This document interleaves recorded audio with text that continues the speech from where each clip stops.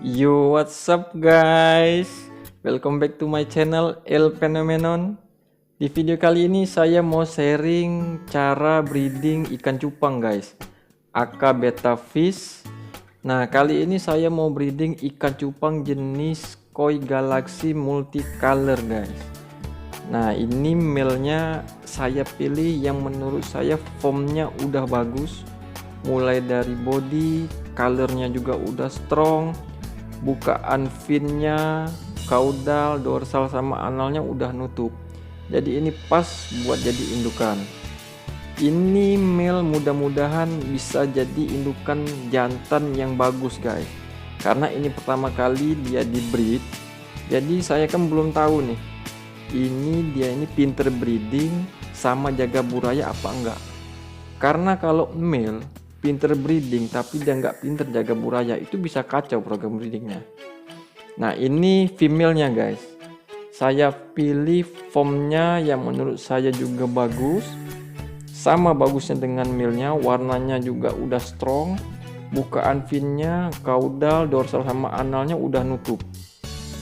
Dan female yang saya pilih ini udah full telur, karena female sama male-nya udah 5,5 bulan lebih lah, kurang lebih, tapi belum nyampe 6 bulan.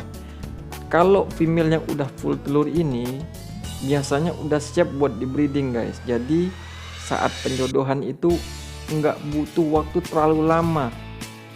Bahkan kalau memang udah siap female sama male-nya buat di breeding, bisa langsung dicampur aja, nggak perlu lagi penjodohan, karena mereka sudah dalam fase pas untuk di breeding guys.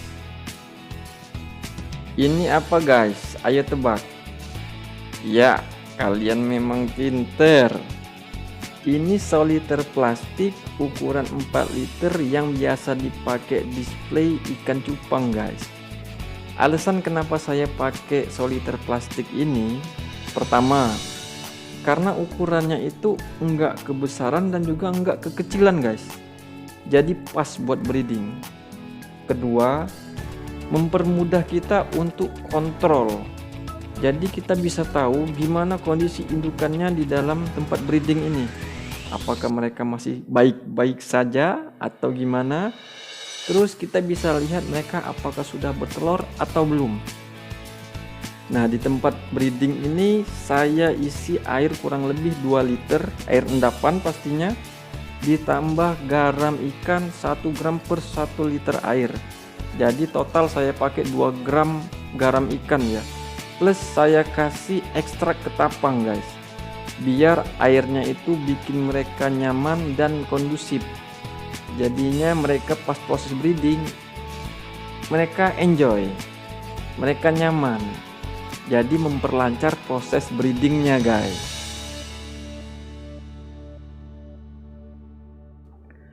Tempat breeding yang sudah kita siapin tadi kita masukin ke dalam box styrofoam guys. Ini breeding El Phenomenon style. Kenapa sih saya pakai box styrofoam? Karena begini guys, selama proses breeding itu situasi kita harus bikin sekondusif mungkin guys. Bebas dari gangguan atau orang lewat, bayang-bayangan, suara. Karena box styrofoam kan bisa kita tutup. Itu pertama. Kedua, kita bisa kontrol suhu guys. Pagi box styrofoamnya kita buka, pas malam suhunya turun tuh. Box styrofoamnya kita bisa tutup. Jadi kondisi suhunya stabil terus. Karena kenapa guys? Fluktuasi suhu yang terlalu ekstrim bisa memicu tumbuhnya jamur guys. Jadi telur gampang jamuran. Apalagi fluktuasi suhu yang tinggi bisa ganggu kondisi kesehatan indukannya guys.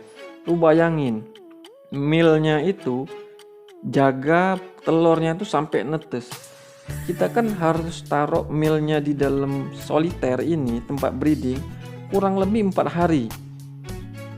Nah, di situ kita harus menciptakan suasana sekondusif mungkin biar telurnya aman dan male-nya juga nyaman guys.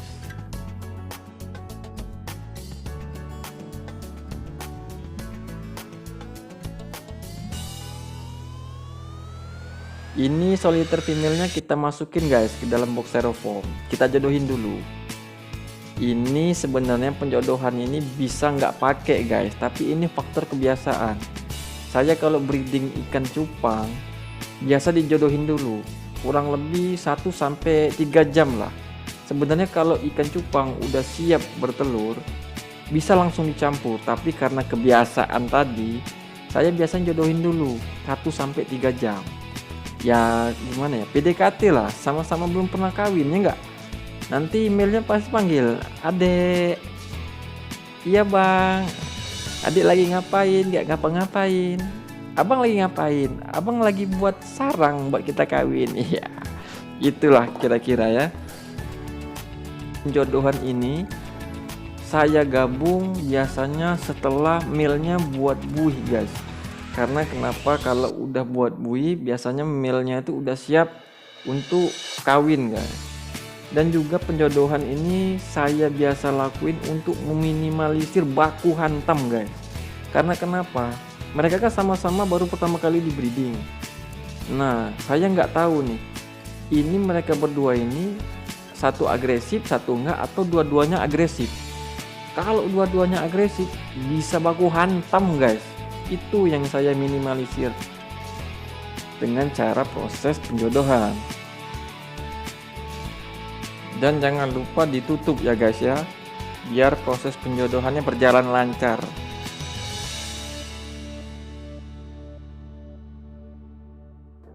Sekarang udah kurang lebih 2 jam guys ya. Kita lihat male-nya udah buat sarang buih apa belum.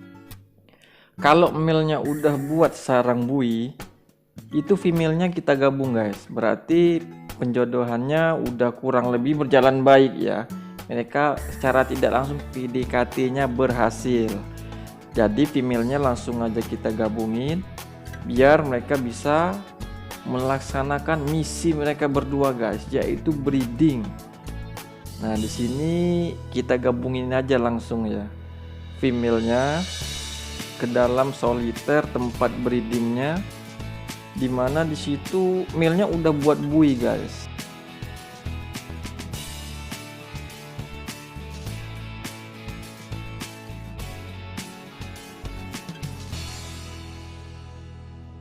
Tuh lihat guys, male-nya deketin female, diajak buat breeding. Ini udah dijodohin guys, tapi mereka masih baku hantam. Ya mau gimana lagi ya enggak?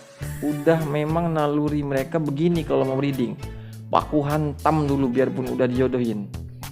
Mereka nih kayaknya aliran hardcore gitu guys. Tapi nggak masalah guys, mudah-mudahan mereka baik-baik saja. Dan jangan lupa ditutup ya boxnya. Ini sudah kurang lebih 1 hari ya guys ya kita gabungin mereka berdua guys, male sama female-nya.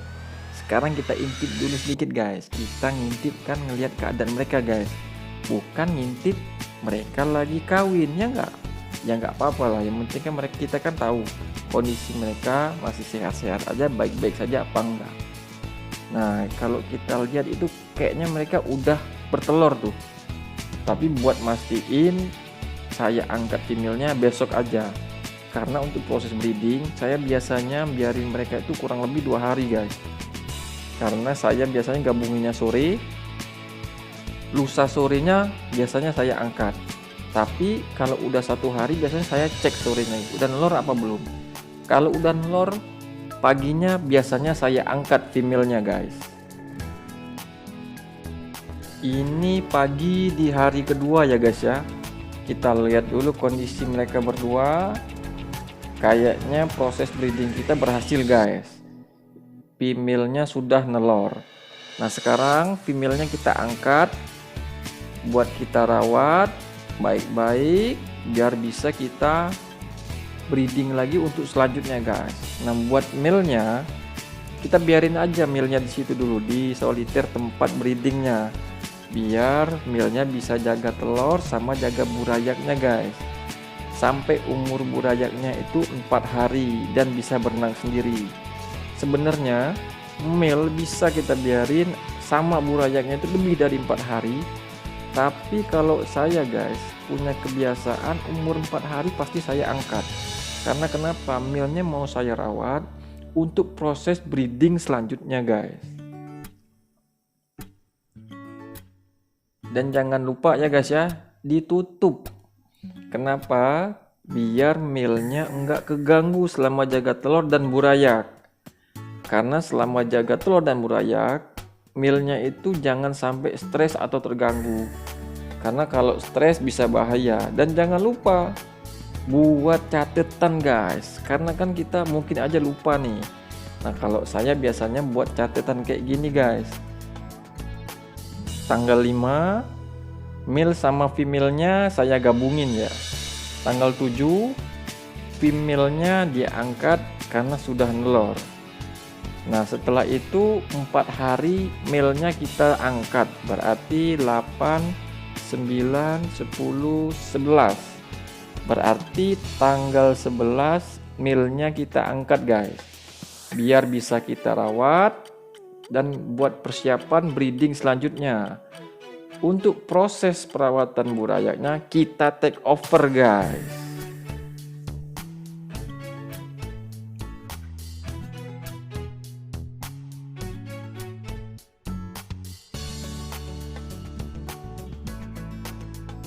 Sekarang sudah tanggal 11 pagi ya guys ya. Kita lihat kondisi male sama burayaknya guys. Apakah baik-baik saja atau gimana? Oh iya, saya hampir lupa ngasih tahu guys. Selama 4 hari male jaga burayaknya guys, itu kita bisa kasih makan atau enggak. Kalau saya biasanya lihat kondisi. Kalau memang harus kasih makan, saya biasanya kasih casut sedikit aja guys. Pada hari kedua ya, hari kedua. Atau saya kebiasaannya malahan nggak kasih makan guys.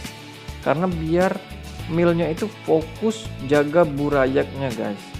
Nah, di sini kita siapin wadah buat perawatan male-nya ya, karena udah 4 hari plus 2 hari 6 hari jadi total dia diproses breeding itu. Di sini saya pakai jurus tangan kosong guys. Iya, saya pakai jurus tangan kosong guys, karena menurut saya ini lebih efektif dan efisien ketimbang pakai serokan. Karena kenapa? Kalau pakai jurus andalan saya ini, nyerok tangan kosong, itu kemungkinan burayaknya nempel itu kecil banget guys. Karena saat air itu lewat ke tangan kita, itu langsung meluncur. Biarpun ada burayak langsung masuk lagi. Beda kalau kita pakai serokan, burayaknya suka nyangkut tuh di serokannya, ya enggak? Itu bisa bahaya.